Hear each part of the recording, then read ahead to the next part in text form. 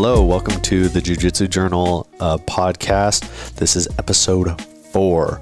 I am Keegan Worthington, your host, and I'm joined by my co-host, Jack the Cake Carrasco. Today we are watching Team Adolfo versus Universal Fighters on AIGA. It is the Championship League quarterfinals. Now, we aren't watching the whole event, thank God. We're watching only one particular fight, and that is the last fight, and that is between Fabricio Andrey and I can't remember how to say his name. It's Gairbek, and then I don't remember what his last name is. Well, Gairbek Something. Ibragimov. Oh my gosh, we got to know this.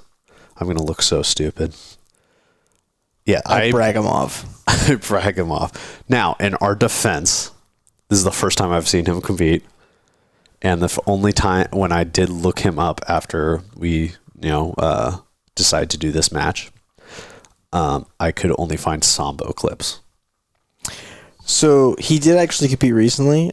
He won his weight class in the second European trials. Oh, okay.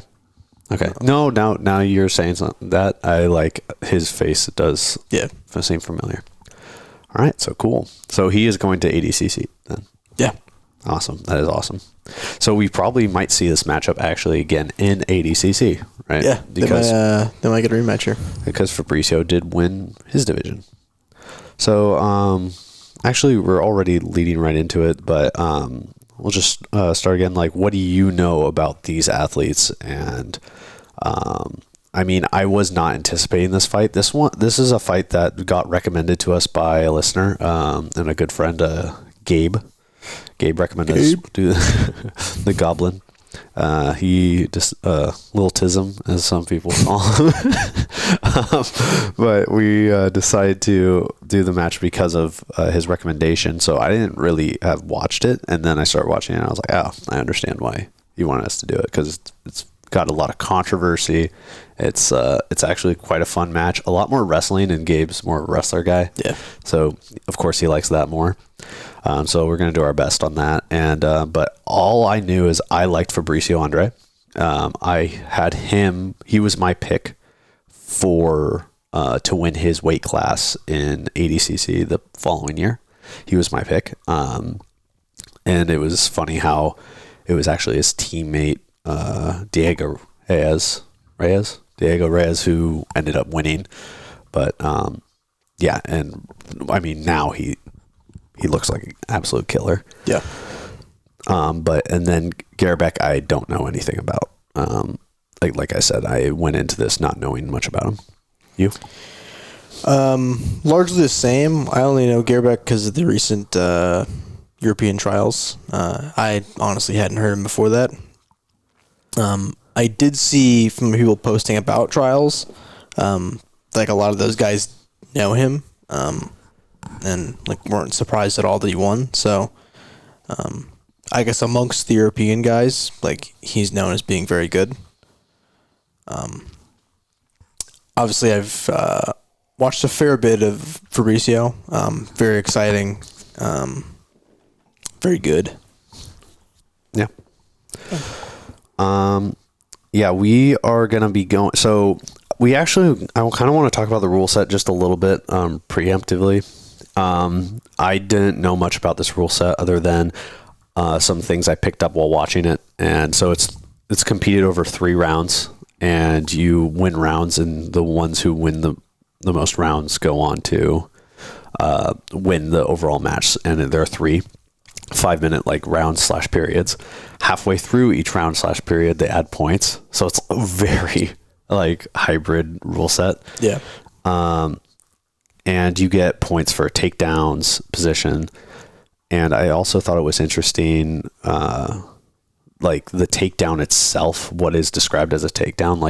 It's not necessarily control isn't necessary. It's as soon as you put them down on the hip, it's for 3 seconds, it's a takedown.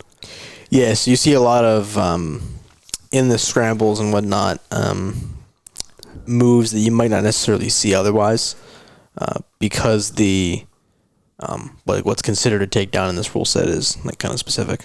Yeah, and And even pulling guard, I think, is also negative points. I don't think you're allowed to pull guard. Yeah, pulling guard's negative.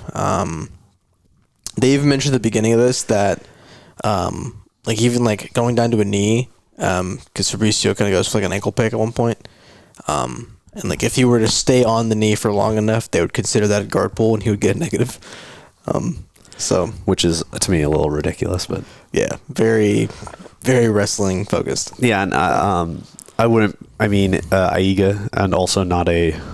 they're not making it, a mystery. This is...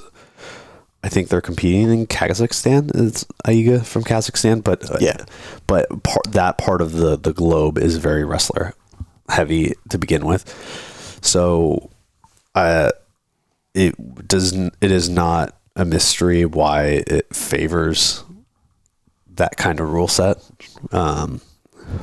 Because I'll be honest, the entire rule set and tournament layout seems to favor the universal fighters. Yeah. You know what I mean? I'm not trying to say favoritism, but if you're trying to make a rule set where the Brazilian Jiu-Jitsu guys lose, it's when you take away their ability to pull guard, which I don't hate, honestly. I don't hate that. Yeah, I mean, I think it makes for more exciting matches, and I think on the flip side of that, I think probably it's part of the appeal for some of these jiu-jitsu guys is the challenge of the rule set. Yeah. This is a wrestling heavy rule set. There's a lot of these Russian, Eastern European guys who obviously are very good in this rule set. Can we go and beat them in that? Yeah. I mean, I really like the format too, and I'm a huge fan of team grappling events. Yeah. I'm a huge fan of them. Team grappling is sick. It is so much fun to watch. I think it's so cool. We'll actually in the future we're gonna announce it at some point, but we're gonna do topic based podcasts too. We'll look at certain things in the sport, and one of them is gonna be rule sets and our favorite rule sets and comparing them. So look out for that, and we're gonna probably talk more about these team events there. But we love them. I love them. Yeah. We are so we'll get right into this match now. We're at an hour 27 of 24 of the video that is linked, so I'm gonna try to do my best. Should I go off match time because there's 3 rounds? Should I do 3 rounds and then announce the round? Maybe round and then time. Yeah, and okay, so I will link the video in the Spotify and audio description. If you're watching on YouTube, you don't have to worry about it, but I'm going to be calling in marks where we're at and pausing and stuff like that. But it is also, like a 2-hour long video, and we're at an hour 24 seconds. And so when I'm cutting back and forth between stuff, I'm going to have a hard time clicking between these things. So we might be taking a little slow through this one, but that's where we're at. You ready? All right, starting her up.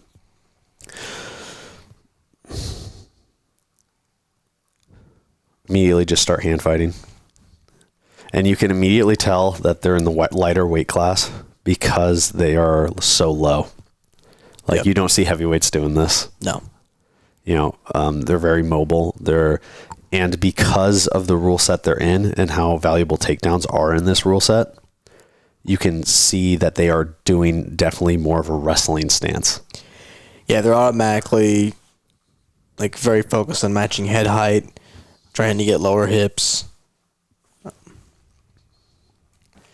Also, and I think this comes into play too, Fabricio, as much as he's a good stand-up guy, his favoritism towards more judo trips and throws makes this a little harder for him here when Gairbek keeps his hips and feet so far back and refuses to clinch up with him.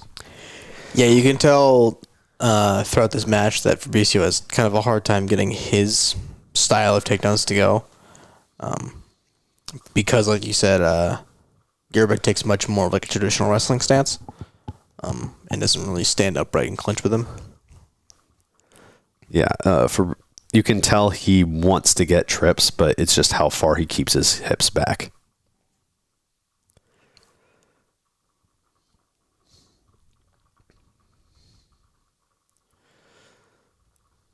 Yeah. A lot of finger lacing.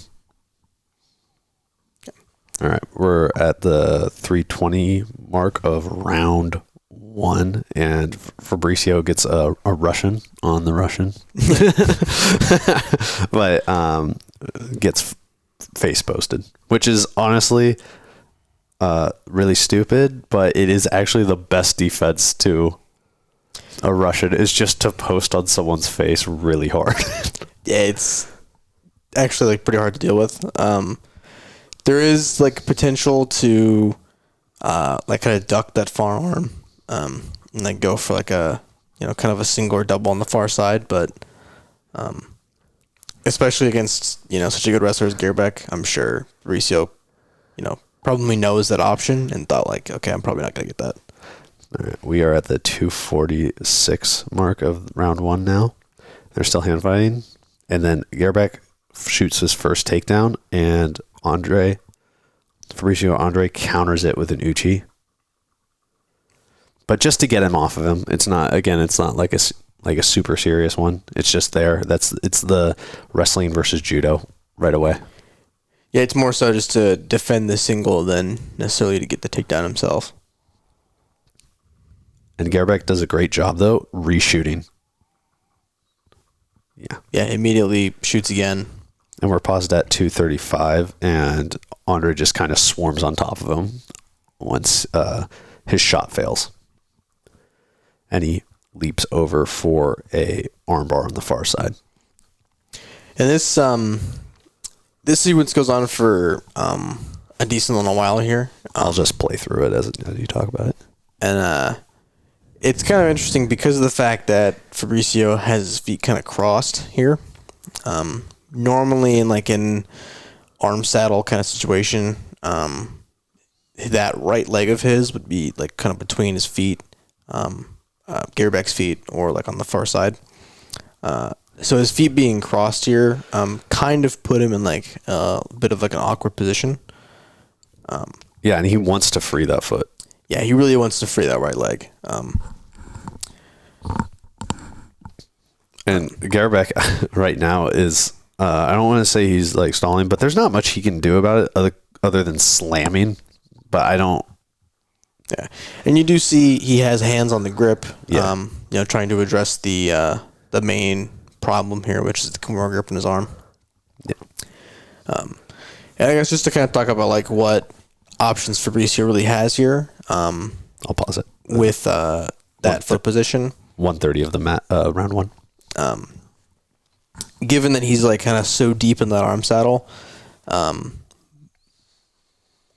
would think probably the move that makes maybe the most sense is getting that right leg around the wrist, right? So the Kimura grip that he has, getting that right leg out and then around the wrist to go like almost like Tariqa Plata. But then again, that'd be difficult because his left leg is inside the hole of the armpit. So that would kind of make the Tariqa Plata a little awkward. He could also look to kind of free the right leg out, like away from both of them. Potentially go for kind of like a funky, like octopus back take kind of position. But again, his feet being crossed in that position kind of makes all of his options like a little awkward. Yeah. So. And you actually see it quite a bit. He keeps like pushing his hips up in it. Yeah, he keeps trying to get his hips higher to make his legs more mobile, but Gairbek's doing a really good job of crowding back in and grabbing onto his wrists. So it's a very hard time of getting disconnected enough to actually pummel his feet. And when he does create that space, it's actually something he doesn't want also at the same time, because it also gives Gairbek the opportunity to escape whenever there is that disconnect. So, right. Like, Gairbek himself is probably waiting for the same thing that Andre is looking for. It's just who's going to win when that happens.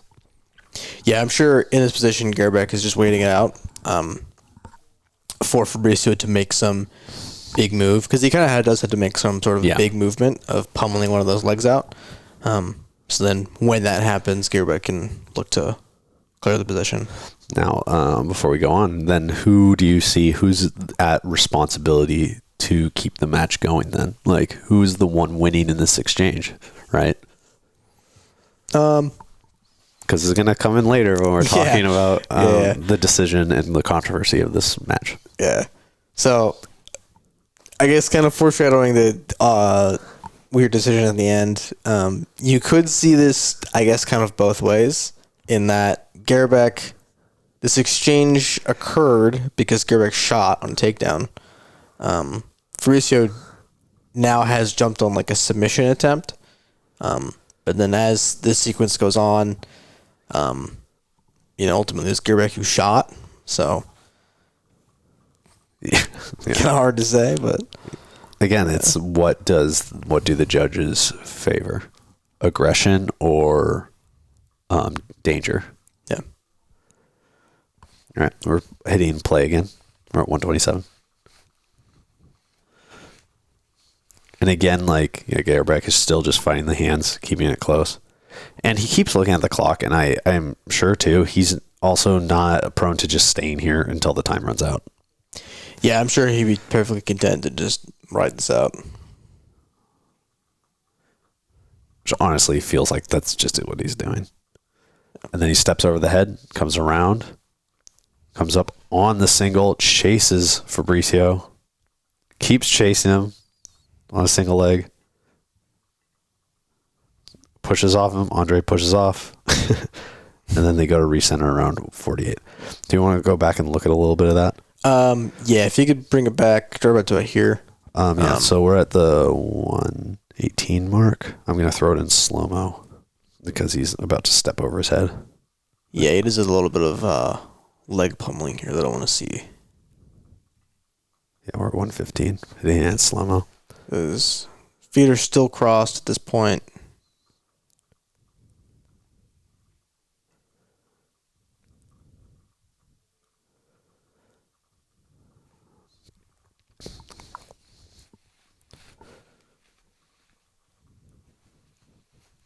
Foot comes out. Yeah, so Fabricio has pummeled that right leg deeper. Looking, I'd imagine, for now kind of an armbar attack. Right now he's brought the left leg out of the hole. So now both of his legs are through the armpit towards Gairbek's head. And in this moment tries to transition to an armbar, but Gairbek does a really good job of changing the angle and stepping over his head. Yeah. So then Fabricio's kind of forced to just kind of scramble out. He steps over. Yeah, the legs are kind of actually like an omoplata. Kind of. Yeah, almost kind of like an omoplata position, but with the arm not really where it should be. For Yeah, that it's either. not, and it's not deep enough either. Yeah. So then he steps over. Yeah, which now kind of kills the angle for the attack. And now obviously he's in danger of getting scored on, so Fabricio tries to scramble. But because of where his legs were, Gairbek already has a single because of the nature of the attack Fabricio had. And he just chases him like a dog. Like on And a bone. Yeah. Later on, when you think about, who's the aggressor in this exchange, all of this whole sequence started from Gairbek shooting, reshooting. He gets threatened a little bit and then reshoots again. Yeah. And, runs him out of bounds. So, Yeah. He gets on the leg and then he pushes on Andrey. He's just framing on his shoulder so he can't connect his hands. Gets his hands disconnected. Stands up. Resets. All right. Going back to normal speed. We're at the 45-second mark.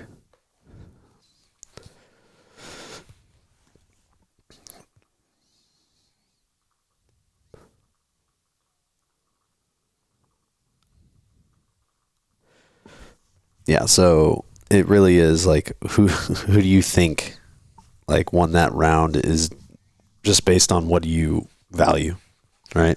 And again, he almost gets another takedown, get pushed out of bounds. and this has been a reoccurring thing for me. This is a quick thing, not even about rule set or but just like setting. I really dislike elevated stages for grappling. It's stupid. It is really dumb. It's really stupid. Really stupid. It should all be in a pit. Yeah, it's very dangerous. Yeah, incredibly dangerous. It's very dangerous. Just not good for athletes. It makes resets harder. Yeah. Gairbek just attacking him until the bell. Yeah. I mean, honestly... And now we're between rounds. Looking back at this, I would say probably that round to Gairbek. Yeah. Fabricio had a look at an attack there, but didn't really go anywhere too deep. Gairbek defended it. Reshot immediately afterwards. Was shooting the whole round. Yeah. And I think it's one of those things it's hard because I come from, my favorite, I love MMA, and I always think about damage and who came the closest to ending the fight. Yeah. Right. And I mean, honestly, Fabricio did. He was the one closest to actually getting a submission, doing the damage. But that being said, it's the setting and do they favor aggression or they favor submission attempts, right? Right. And there's something to be said about favoring aggression and pace. Because, I mean, I don't think Fabricio dominated that round. No. Neither did. But would you favor the aggression? Or, I mean, taking into account the setting and the rule set, I could very easily see how they would look at that round and side for Gairbek. Yeah. Alrighty. Start of round 2. Gairbek is much more tired, I think, than Fabricio at the start of this round. Yeah. I mean, really only one of them was shooting that whole last round. So yeah.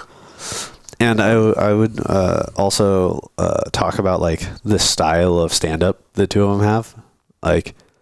And I think we were talking about this with the Marigali match too.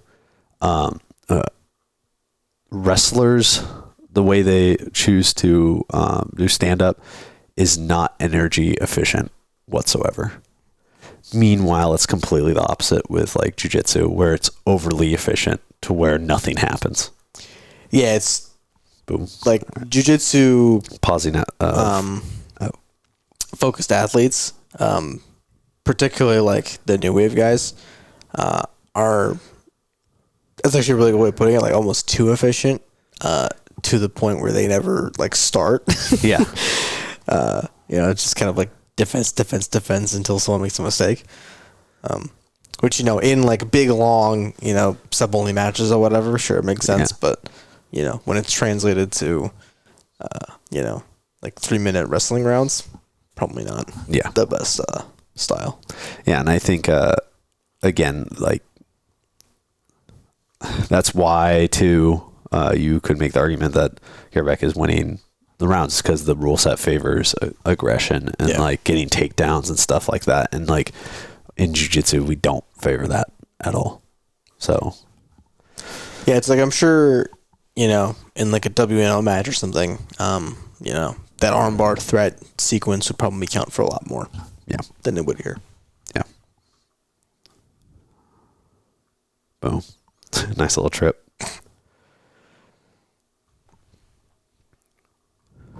Nice arm drag. It's just fun to see the two different styles against each other too, because you can immediately see both weaknesses and both strengths in both of them, and that's what's so interesting.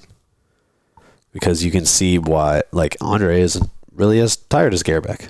Yeah, but at the same time, it's that phrase, burn twice as bright, half as long, twice as bright. That's kind of how wrestling is, and then the other way around for jiu-jitsu. And you will notice here too that really kind of both of them, but especially Fabricio is standing a lot more upright this round. Mm-hmm. Which one could be, Gairbek's a little tired from round 1, and could also be that, Fabricio feels somewhat a little bit confident in his ability to scramble out of Gairbek's takedowns. Yeah. So he's kind of opting for more of an upright, kind of judo heavy posture. Yeah.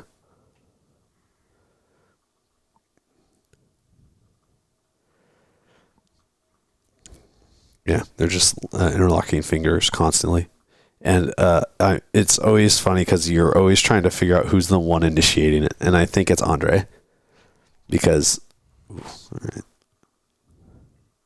right, around. You know what's so funny is he shoots at the exact same time last match too. It's like the 240 mark. Oh my gosh. We're at 250. And honestly, the reason he gets this shot off is because of Andrey. He starts to, I don't know, not necessarily get lazy, but he gets kind of complacent in his hand. A little bit complacent, right? They kind of detach, and he kind of, just kind of meanders back to position, whereas Gairbek is still, on. Yeah. Kind of times almost like a rhythm step there. Yeah. Shout out Barry Robinson. Then he gets a nice little single leg grip. There's a foot, brings it across, tries to kick out, and gets on the back. Yeah. Beautiful single leg finish by Gairbek there, heisting the foot up, reaping across the far hip, exposing the back. And then I will say Fabricio does an excellent job here of denying that far hook during this whole exchange. Constantly reaching for that near leg, which helps him keep like a perpendicular angle, with his left hand constantly monitoring his left hip. So as Gairbek tries to jump that far hook, he's not able to. Yeah. Really good defense on Fabricio's part here. And if you really think about it, especially when you're in these positions, we're in slow-mo at 219 of the second round. And if you really think about it, Fabricio here only really has to worry about two things. There are two options, right? Putting his hip down and throwing a hook over. Yeah. And this is kind of makes it easier for Fabricio because knowing you only have to deny those two things like makes this position a lot better than like MMA or other forms of like grappling and stuff like that. Because from here, I don't think he's gonna slide off or a guillotine or anything like that, or do some spinny-ish, right? Yeah, he's very much looking to score. Yeah.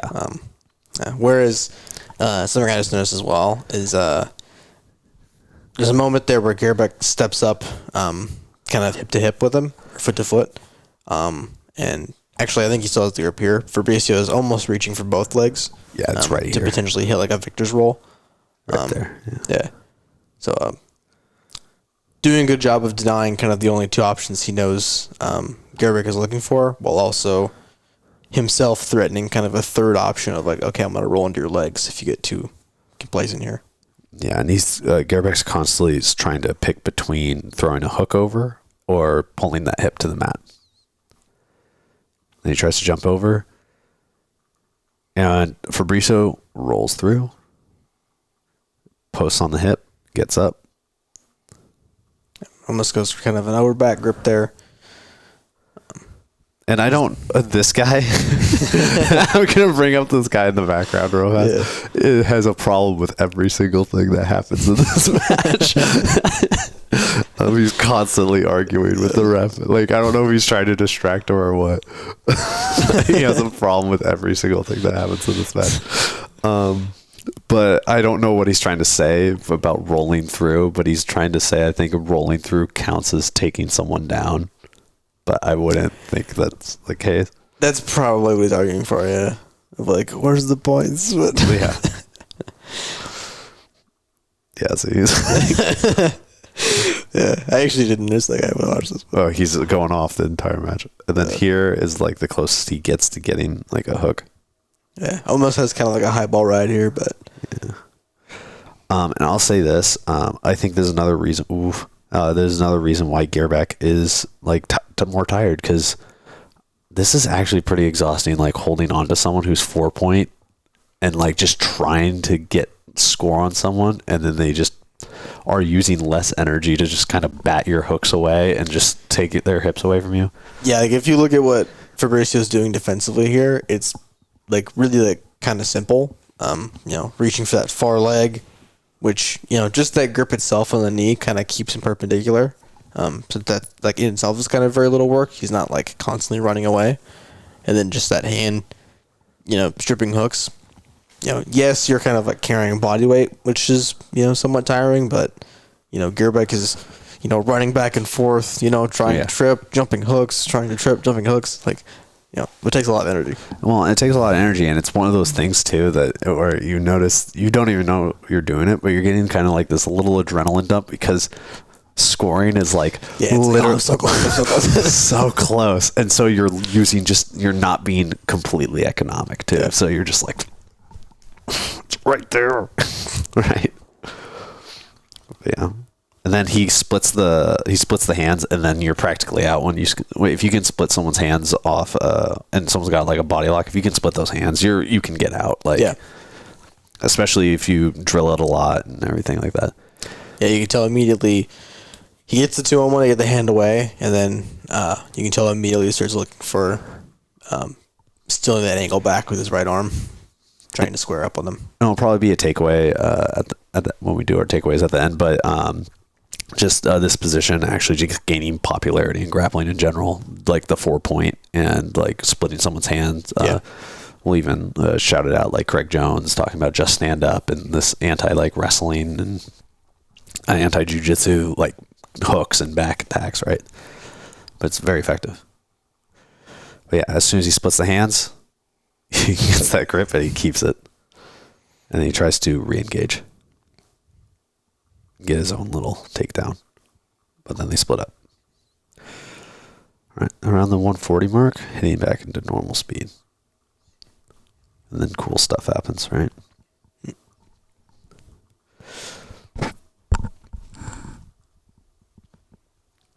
Alrighty, I actually might have to like knock it right back into slow-mo. I think I'm going to. Yeah, probably. So we're at the 134 mark. Knocking it back into slow-mo. Got these fingers locked. I don't know whose fault it is. We'll see. Either or. He just kind of... Andrey totally... Oh my gosh. This whole sequence is actually really beautiful. I have to go back. That is so cool. Yeah. Okay. Yeah, we're at the 133 mark. And he's kind of... This is like super judo looking. How he's like leading him back. Yeah, walking him away to the left. Yeah. To hit, like almost kind of showing a foot sweep to square his stance. Yeah. And then goes into a pretty beautiful triangle setup here. He kicks the far leg and buckles his leg. Yeah. So as soon as he buckles the leg, Gairbek sees the angle. Yeah, sees the angle. Fabricio then goes overhook. Yeah. And then high legs that right leg over. I think like he was thinking he could do a throw here too, but instead of coming completely behind his hip, right? He kind of, all his weight goes down. So he doesn't really have the throw anymore. So then he just shoots that leg over the arm. Boop. Into a flying triangle. Yeah. And he starts to lock it up. Yeah. And it's interesting with the that finger lock grip as well. I will say I'm not sure who started that grip there, but it really helps him get the triangle because now the arms are fully extended away, so it allows that leg to pummel through. I think it's actually Fabricio keeps doing it throughout the match because you see Gairbek doing this, trying to strip it out constantly, and you don't see Fabricio doing that. So I think it's Fabricio who's just kind of like likes that grip, which sucks to be in. I hate it. But yeah. All right, now we're in the triangle, the most controversial part, I think. Yeah. So we're at minute 20. I'm just gonna run into normal speed and let you know when it's paused. But yeah, we're at mid 20, and he's trying to lock up this triangle. Yeah. So almost goes reverse triangle for a second, and then flips back to like standard triangle over the shoulder. And then it's tight. Gairbek tucks his arm under Fabricio's back, but he keeps pulling on the head. And starts to run him off the stage. Yes, starts to push him off the stage. Yeah. They do a reset.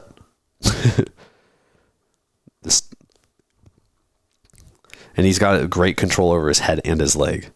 And this is tight. Yeah. Really pinching it down. I don't know if he would have gone. There we go. So when it gets tight again, Gairbek tries to posture up. He's trying to posture up, controlling the hands that are on the back of his head. Here it's very tight, very tight. Then Gairbek starts to push him back off the mat again, and Fabricio lets it go. Yeah. Okay, we're pausing. We'll just play it a little bit more, but they're both upset. Gairbek knows he was in a tight triangle. But as they're recentering, I'll just say I do think Gairbek was pushing him off the mat on purpose. But at the same time, it's completely Fabricio's fault that he doesn't get this triangle because he let go. Yeah, in that moment, like, and there's a bunch of different factors there, adrenaline and, you're afraid of falling off the stage. To be fair, the ref was kind of right behind him, like, watching. So I think there's probably minimal danger of him actually falling off head first, but I do think he probably should have kept it on until the ref, looked at the position and then made them separate. But I don't think he should have ever let go. I would have been like, in retrospect, it's like, no, drag us back to the center. Yeah, that's true. Have them actually pull you back over as a reset instead of disengaging, going back over, and then, jockeying for position. And I will say I don't know about this rule set, whether there are DQs for leaving the zone. You see Fabricio's corner, they're just calling it the whole time. They're like, that's a DQ. Make sure you get your good triangle. But I've seen white belts get DQ'd for less. Right? I've seen white belts and a collar grip trying to roll out of a collar grips, and then they get DQ'd for leaving the zone, even though it's not even close to a submission. So it's to me, this was that's pretty heavy penalty. And you'll notice here they don't have any penalty advantage or penalty system. It's just, have you scored or not? Yeah, so yeah, I don't know. And then they're trying to relock this triangle up in the center, and Gairbek literally will not let him have any grips. He won't let him.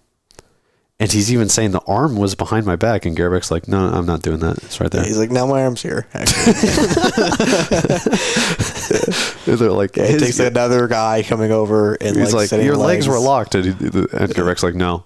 He's like, your posture's down. He's like, no, you weren't. I'm actually standing up. Gairbek's just like, no, that's not. Yeah, you can see Gabriel in the corner is like, no, he was down. Yeah. And then they just settle on this triangle, which is just a position that Fabricio can't finish from. He's not going to finish from here. There's just too much space.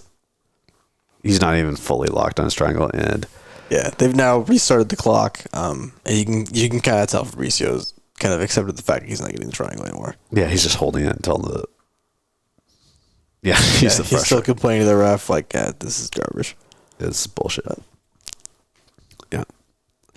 So, in between rounds, I don't know if we want to talk about how you score that round, but again, if we were favoring activity or aggression or, who came closest to ending the fight. Again, Andrey came the closest to finishing the fight. Yeah.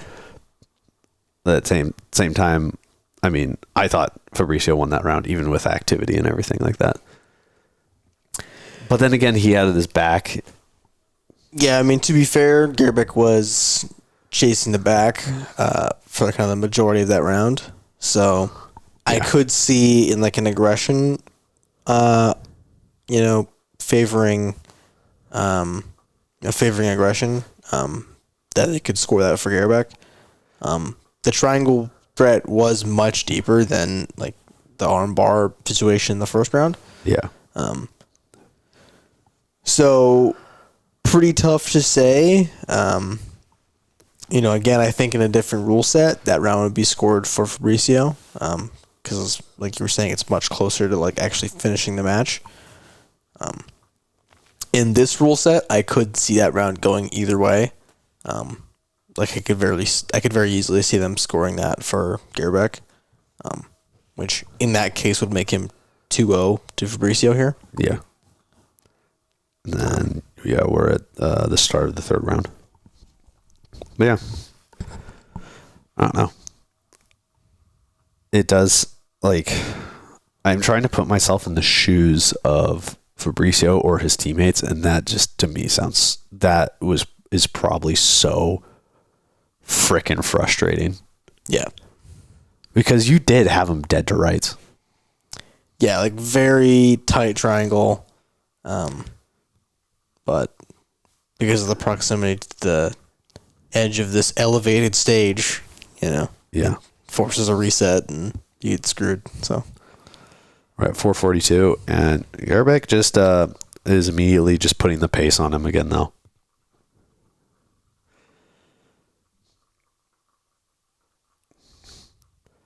I wanted to look at the single leg finish he tries, which is becoming more and more popular too. So he does this arm drag. Yeah. And you can tell there, arm drags him off of Fabricio, locking fingers. Oh, okay. Yeah, nice. Nice. Yeah. Very good counter to that grip there. Yeah. And gets him reacting. Yeah. See how high he got? Yeah. Posting his head. Fabricio doesn't match head height with him. And so just shoots in right on a single leg. Also, the Mikhail Galvao team. Because Mika and Andrey, I think, trained together, or they used to. I don't know if they still train together. I know Baby Shark does. Yeah. But I haven't seen him at their camps recently, but they did train together for a while. And so when I think they're at Fight Sports at some point. But this guillotine grip, they really do like off the single. Yeah, this chin strap and then underhooking the forearm. Yeah. But this also the finish to this single leg is becoming more and more popular, I think.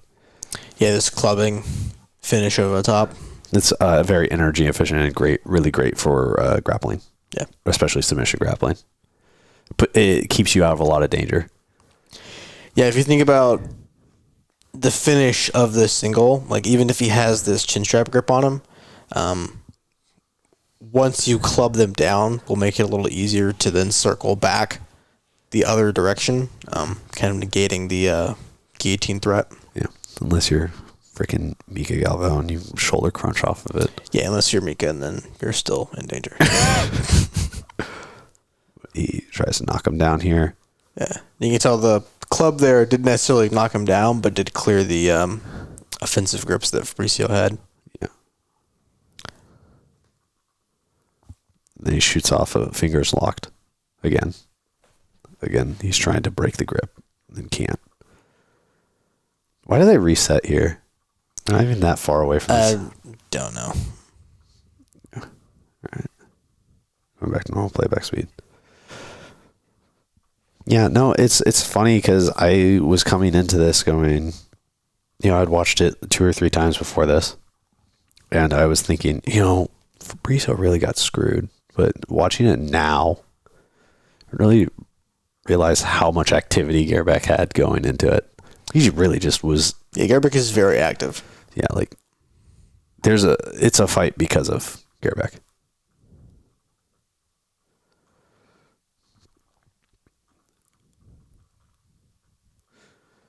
Yeah, a lot of prodding. And I think one of those things that the Universal fighters and Eastern, like European grapplers, one of the biggest things they have going for them is pure just gamesmanship and their ability to understand how to win. Yeah. Like, that's their biggest quality. How to show aggression and like reinforce the fact of like, I'm the one engaging, I'm the one doing things. Yes. And it's like you could say a bunch of different things, but they just know how to win. It's not necessarily, I'm not knocking them like they're stalling or anything. They know how to win. Like, yeah. And you can't take them away from them. Yeah, beautiful. Yeah, that's just cool. We're at the 2:57 mark, and we're gonna knock it into slow-mo just so we can see that. What's it called? I call it the Pac-Man hop or whatever. Yeah, frog hop, whatever you want to call it. I don't know the technical term, but there might be some technical term. He literally just jumps over his double leg. Yeah, his lead leg brings that knee high, so now Gairbek only really has purchase on one leg. But since he's already kind of in the air, is able to kind of left leg, then right leg. Now Gairbek's kind of grabbing at nothing and does behind him. I don't know. It's honestly a move like he just jumps. Yeah. He just it's really more a timing thing than anything. Yeah. Like completely read that Gairbek was shooting a double and just jumped right over him. Honestly, I don't want to sound like an idiot, but I might just start doing this or trying this. I will say, like, you're only going to hit that if someone shoots like a perfect double leg, like really low penetration. And from range. And like from range. If someone's right on you and like pulling into a double or a drop double, it's not a drop double, or like a blast. You're not going to jump over a blast double, So, kind of really specific move, but then Fabricio gets back, and I noticed that grip is actually really nice. It's like a high crotch grip. Do you notice that? Yeah, that but it allows him to pull him closer so he can get that other arm around. It's actually really cool. Love to see this.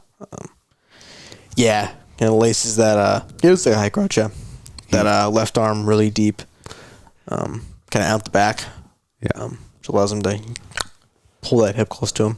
Yeah, and then like the other arm around, and he gets that full body lock, and very jiu-jitsu-y, just throws the hook in, and I love how straight he throws this hook in to all the way to the far leg. Yeah, kind of broomsticks it to the far leg there, cracking him down. Yeah. And there we go. And it's like the styles of how you attack back different from jiu-jitsu to the wrestler, Eastern European, right? Right. And he's immediately going for like a Kimura grip. Going for this like crucifix, but I'm assuming crucifix doesn't score. But I'll say this. Why doesn't he score off this? His hips are down, but whatever. I would imagine because given that this is a very wrestling heavy rule set, I would imagine he doesn't score because technically he's on bottom. Yeah, and he doesn't get control. Like, if he had two hooks, like back control, I'm sure he would score. Yeah. But given the fact he's like more crucifix, which again, like, is not going to score for you. Yeah. And that, like, he doesn't have top position with Gairbek's hips on the mat, I guarantees why he didn't score there. All right. Yeah, and so he goes for this kind of crucifix type position, but I'm pretty sure Fabricio doesn't go for it because he just wants to score, and he understands that a crucifix is not going to allow him to score. Yeah. And Fabricio pushes off Gairbek just to reset, trying to create distance. But Gairbek just tries to re-engage, get to his back. Yeah, Gairbek snatches a foot. Something I will say, Gairbek has a really great ability of getting to a takedown or to a scoring opportunity with like just a foot. Yeah. Tries over and over.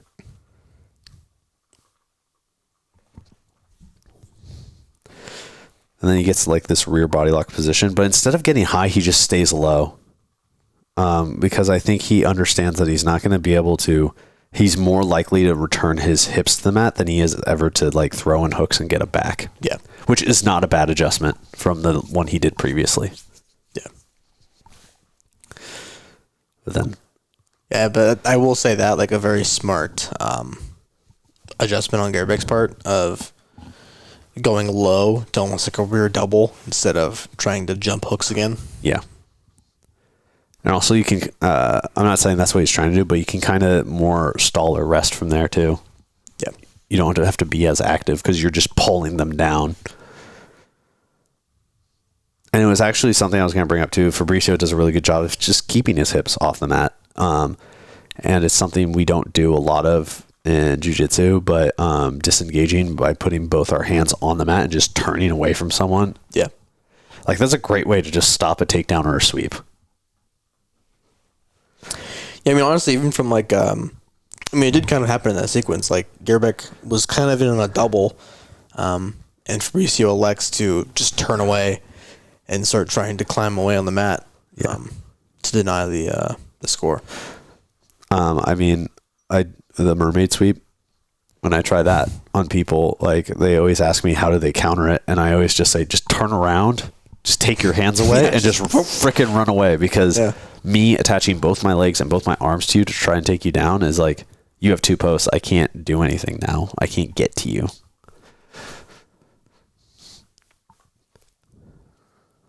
But you'll see it here, yeah. Then he drops down low again. Yeah, as soon as they restart, drops down below. Just locks the legs. Because knows he can stall from here and just like put all his weight on his hands. But again, this is a great way to avoid being taken down too.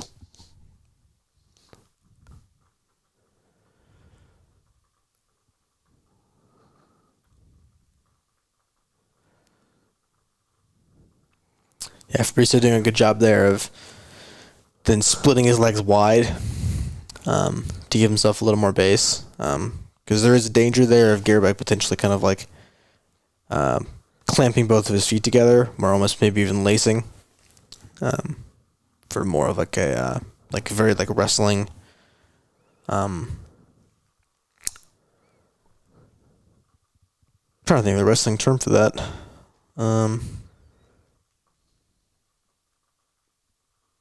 Wouldn't be a Turk. I don't know. I'll think of it later. Yeah. Well, you're not getting any help from me. Yeah. Wrestling terms. Gross, dude. Ew. Also, I don't think... part of that gamesmanship I'll talk about too. If you notice, after the match, this is what I'm talking about, how they know how to win. It sounds stupid, but Fabricio doesn't look like he won. Yeah, after the match, put your hands in the air. Put your hands in the air. Put your hands in the air, walk around like you won. Yeah, like it's a very small thing, but like if there are no points scored and you've like in all essence drew, it's not a rough decision, like walk around like you won. Yeah. Like it sounds so stupid, but put your hands in the air, like I won that shit. Like, like I won that.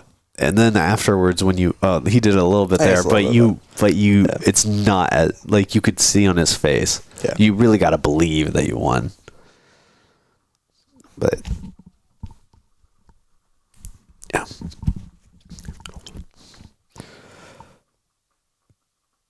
But I mean, I don't know if we spoiled it, but yeah. Universal Fighters win. Get in there and start throwing them around. Whoa! I think it's a pretty good air on this. I know. Yeah. Strong boys down there. Yeah. But yeah, it was a good match. We're going to pause it there. But yeah, it was a good match. Some could say controversial decision. I'm rewatching it back. I think Gairbek did win that. Yeah, I think honestly Gairbek probably won that. And I think second round could maybe go to Fabricio for the triangle attempt, but third round I would definitely score for Gairbek. Yeah. He was closer to like actually scoring. Fabricio had a small look at the back, but again, that exact scramble, right, where Fabricio like almost has his back, almost has crucifix.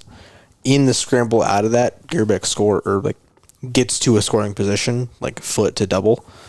So, yeah, and I guess I'd say this, like, I don't think looking back now, I thought Fabricio got screwed out of the decision the first time. This time, I don't think he got screwed out of the decision. I do think he got screwed out of that triangle positioning, though.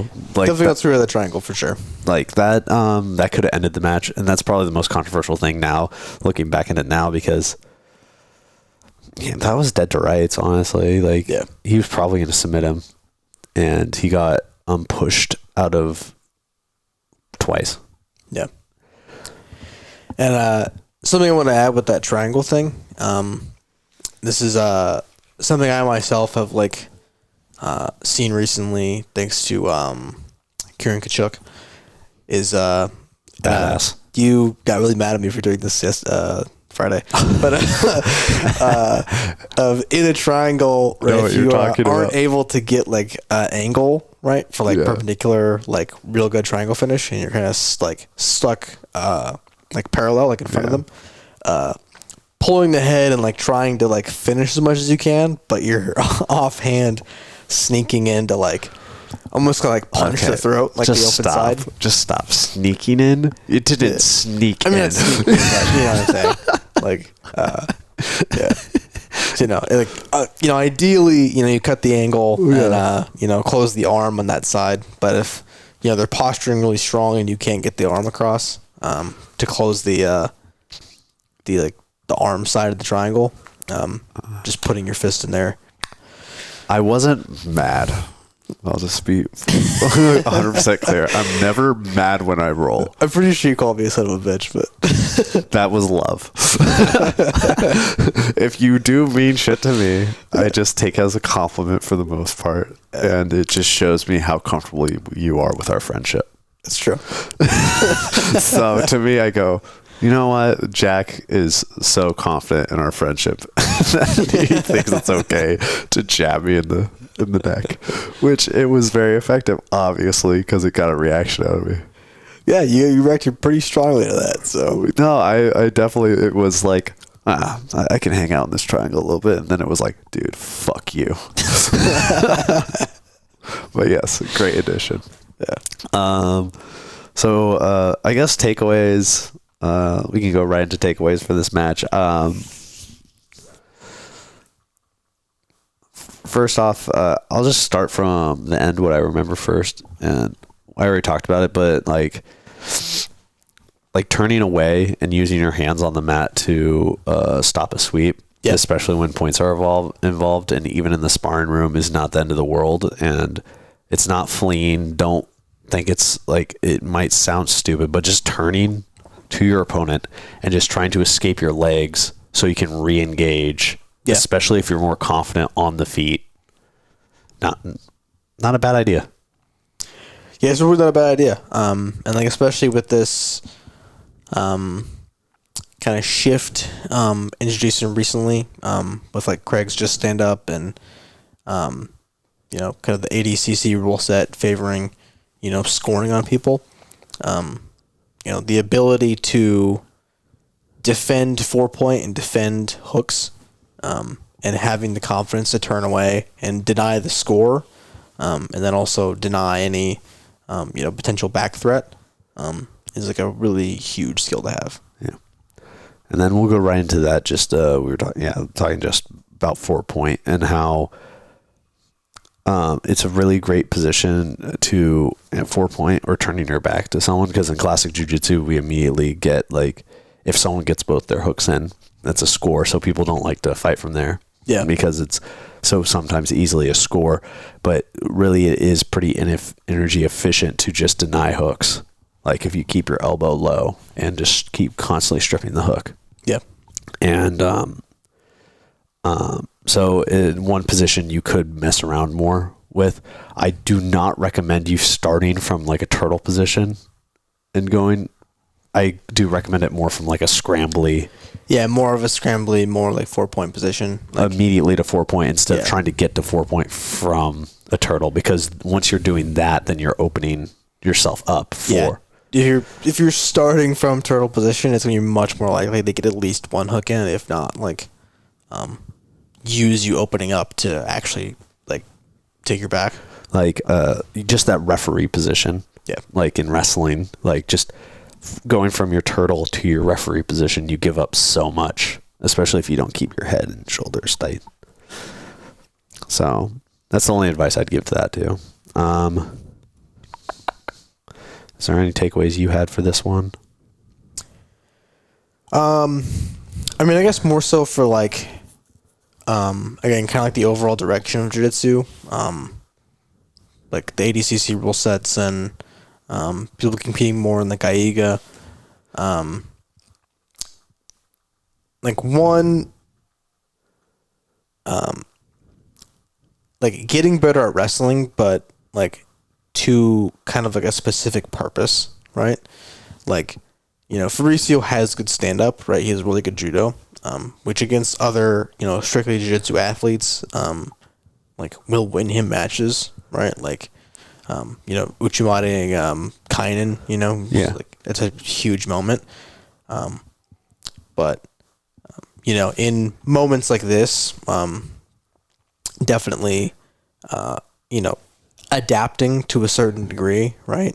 Yeah. Not trying to play your judo game with a guy who's, you know, in a low wrestling stance, constantly shooting on you. Yeah. You know? So. Yeah. You know, kind of be aware of what rule set you're competing in, more so than, you know, just kind of like the baseline. Yeah. So let's just talk about a little bit about these athletes before we get out of here.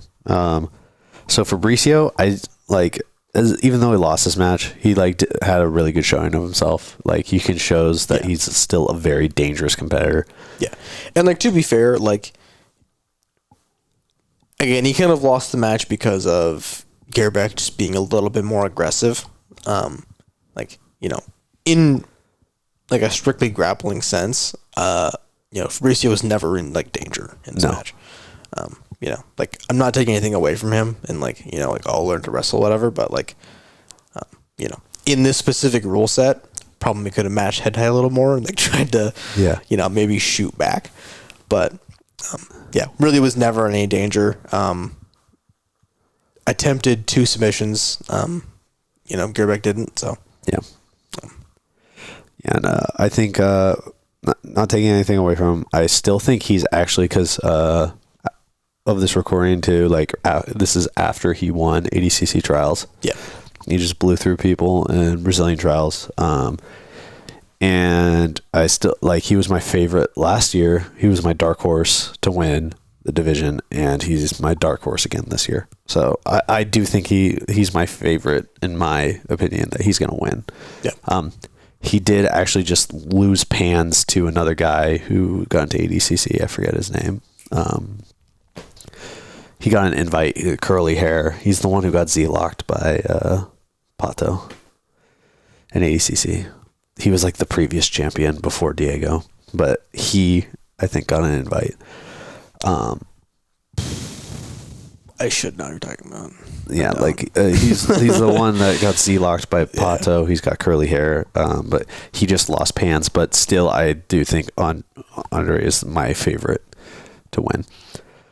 And then Gairbek, though, it makes me really excited to see what he can do at ADCC as well.